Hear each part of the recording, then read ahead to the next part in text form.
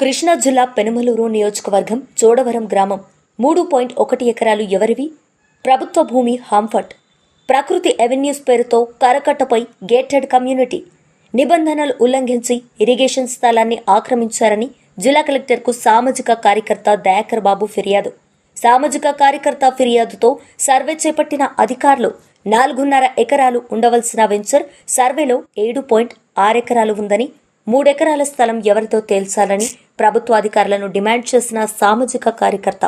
సుమారు ఇక్కడ ఎకరం 20 కోట్లు పలుకుతుందని, 70 కోట్ల వరకు అవినీతి జరిగిందని, దీనిపై పూర్తి విచారణ జరిపి చర్యలు చేపట్టాలని అధికారులను కోరిన సామాజిక కార్యకర్త. సర్వే చేపట్టిన అధికారి 7.6 ఎకరాలు వచ్చిందని నివేదిక అధికారులకు ఇచ్చి తదుపరి మీడియాకు విచారణ ఇస్తామని దాటవేసే ధోరణితో చెప్పారని చెప్పిన సామాజిక కార్యకర్త. ప్లాట్లు కొనుక్కునే కస్టమర్ అన్ని చూసుకుని కొనుక్కోవాలని ప్రజలకు హితవు పలికిన సామాజిక కార్యకర్త. నమస్కారం అండి, నా పేరు కె దయాకర్ బాబు, సామాజిక కార్యకర్తగా పనిచేస్తున్నాను. ఇక్కడ పెనమలూరు మండలంలో చోడవరం గ్రామ పరిధిలో ఇరిగేషన్ భూమి ఆక్రమణకు గురి అయిందని మా దృష్టికి వచ్చిన తరుణంలో దీనిపై జిల్లా కలెక్టర్ వారికి పీజీఆర్ఎస్లో కంప్లైంట్ ఇచ్చి ఉన్నాము. దానిపై జిల్లా కలెక్టర్ వారు ఆర్డీఓ వీఆర్ వారికి, తహసీల్దార్ పెనమలూరు వారికి డైరెక్షన్ చేస్తున్నారు. అందునిమిత్తమై ఈరోజు పెనమలూరు మండల సర్వేయర్ వారు వచ్చి ఈ ఇరిగేషన్ కెనాల్ ఏదైతే ఆక్రమణకు గురి అన్నదో దానిపై సర్వే చేయడం గురించి ఈరోజు నోటీస్ ఇచ్చి సైట్ లొకేషన్కి వచ్చి ఉన్నాము. పెనమలూరు సర్వేయర్ వారు వచ్చి టోటల్ సరౌండింగ్ ఇరిగేషన్ ల్యాండ్ కానీ నియర్ బై డిస్టెన్స్ ఉన్న ల్యాండ్ మొత్తం ప్రభుత్వ భూమిని సర్వే చేయగా ఈ private venture 4.5 acres official private land, ఈ టోటల్గా వాళ్ళు వేసిన ఫెన్సింగ్ ఐరన్ ఫెన్సింగ్ మొత్తం అవుట్లెట్ తీయగా 7.6 ఏకర్స్ వచ్చిందని తెలిపి ఉన్నారు.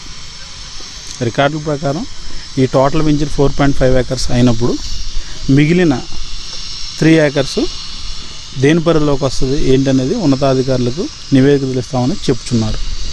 పూర్తి వివరాలు అడిగితే సమాధానం దాటవేత ధోరణితో మండల సర్వేయర్ వాళ్ళు ఉన్నతాధికారులకు రిపోర్ట్ ఇస్తామని చెప్తున్నారు.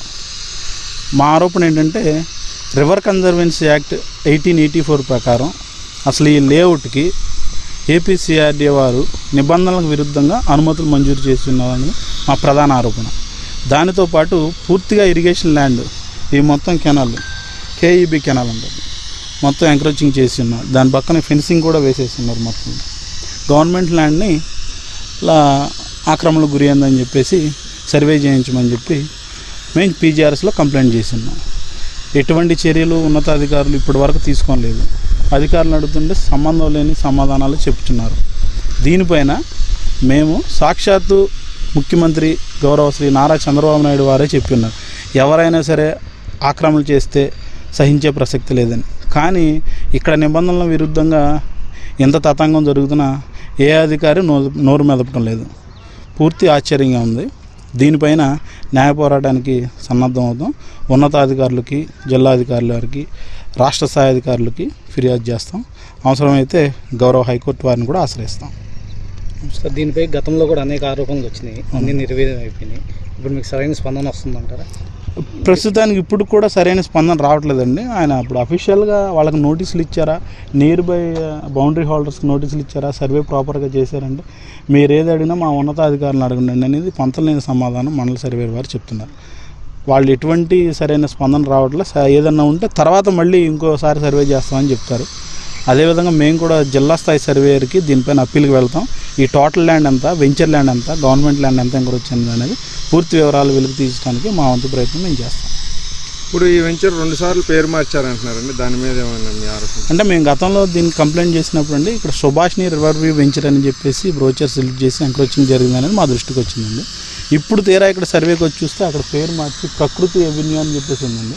పేరు ఎందుకు మార్చారు అనేది ఇప్పటికీ అర్థం కావట్లేదు. గతంలో మాత్రం ఇది సుభాష్ని రివర్ వ్యూ అని చెప్పారు, ఇప్పుడు ప్రకృతి ఎవెన్యూ అని చెప్తున్నారండి. అది ఉన్నతాధికారులకే తెలియాలండి.